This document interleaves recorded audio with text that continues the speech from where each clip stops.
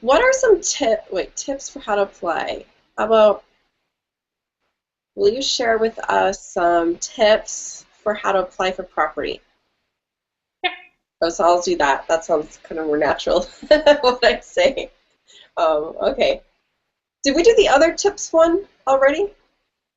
Uh, yeah, I think, yeah, it was, yeah, we did that one. That was like the second one, I think.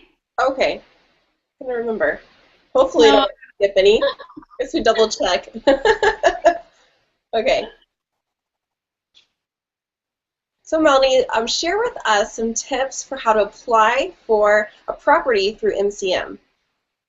yeah, so I suppose the first thing that we would recommend to anybody that wants to apply for a property is actually come and have a look at it. So we can't process any application unless the person's actually inspected the property to make sure it is the type of thing that they actually really want. The other thing that I'd recommend is that they actually make themselves known to me. So, come and have a conversation with me. It's a lot easier to process an application if I have actually spoken to you, and I can ask you a few, key questions that'll help me sort of understand your situation and make sure that, this property is going to be the best one for you. The other thing is make sure that you have all of your documentation ready. So when you put in your application details, upload your identification. So we need to get 100 points of ID from each person that will be on the lease.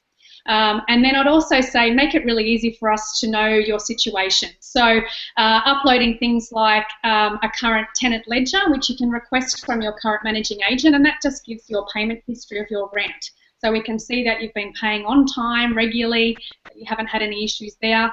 If you've got any references from anybody, that's always helpful.